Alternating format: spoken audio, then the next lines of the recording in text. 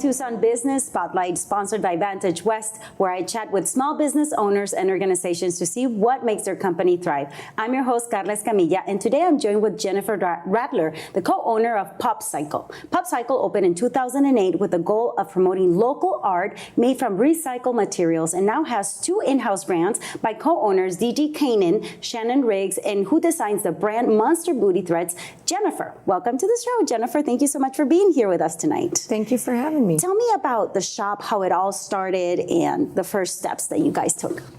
So my sisters and I, Dee Dee and Shannon and I, were all looking for a workspace to create our individual lines. And my parents have owned the building since the 70s, and the person that was renting there ended up leaving right at the right time. And so we were gonna just work there, and then Shannon and I decided to open an actual storefront and to carry recycled materials or sustainable materials, like things made with those kinds of materials. And so that's how we opened the store. So you wanted to put your creativity to work and use the recycled materials. Why the recycled materials? Why was that so important for your business? Well, that goes back to our childhood, I think. My parents owned a store on 4th Avenue in that same building where they restored antique furniture and sold antiques there. And so they always taught us the value of old things, and you could repair them and keep them, and you don't have to throw them away. And so we learned a lot from that process, and so we just used sustainable materials or recycled materials to do what we were doing. Great. And where do you find these materials to bring them in, to make your own creations, and how do you use them? Well, I make everything from clothes or bags or things. So I'm always looking for old vintage material to make the bags. I use karate belts and seat belts for my straps because they're strong and comfortable. And all my clothing is recycled clothes that I got from thrift stores, mostly because I like to support the community through purchasing at the thrift stores. And it also supports my vision of, making things that somebody didn't want cool again. And so to create it and make it unique. And that's really one of the biggest things. You create these bags, you create these shirts, but it's one of a kind. Yes. Why is that so important and so unique for PopCycle?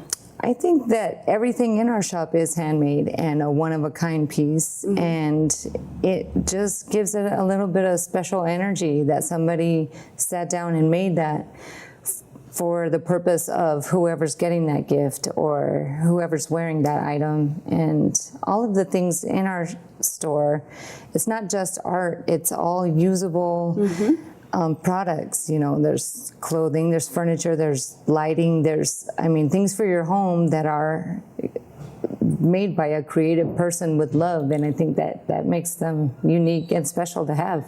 Great. And let's go a little bit into the business and all the things that we have now in modern life that might be your biggest competitor. And let's talk about, for example, shopping online. People that like to shop online, how do you compete with that? Or is it something completely different from your clientele?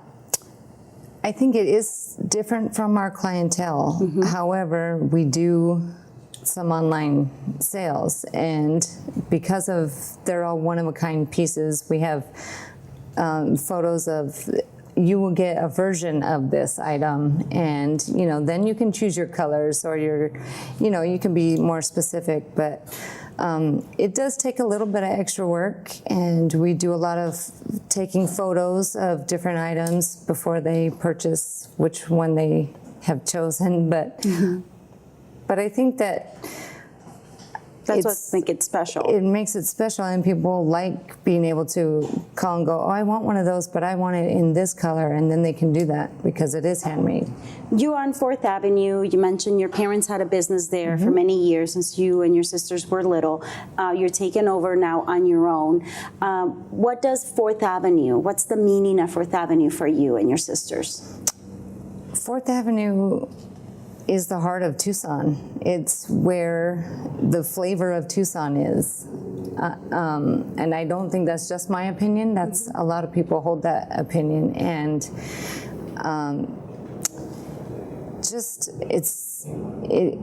it's a representation of what Tucson is. So when it's doing well, and it's doing well right now, you can see that almost all of the businesses on 4th Avenue are owned by women, and they're all mostly successful businesses that have been there are businesses that have been there for 30 or 40 years on 4th Avenue and sustained all kinds of trials. And I think that keeping the flavor of 4th Avenue, what it is, that it is locally owned businesses that thrive, that offer the community, something interesting. Yes, and to help each other to flourish and continue making 4th Avenue that great place here in Tucson. Right. You and your sisters got involved with Scale Up, the program from Local First. Tell me what was the purpose? Why did you all get involved? Well, obviously, we care a lot about sustainability and I think we know that we can all do better. So joining that program was great and informational about. We learned so much from that Scale Up program about how we can do better with our. The electricity, the water, the usage, and because, that's what our store is about, and the mission of our store is sustainability and not being a throwaway culture and caring about what your impact is. That I think it was one of the best things that has happened it really broadened our minds about what we can do better, and we're going to do better. Sounds great. And you also got involved in trying to set up the 4th Avenue Coalition. Tell me, why did you think that it was something that you wanted to get involved? We need to save 4th Avenue. I think that preserving 4th Avenue for what it is, and that it is locally owned businesses, brings a lot of people to Tucson.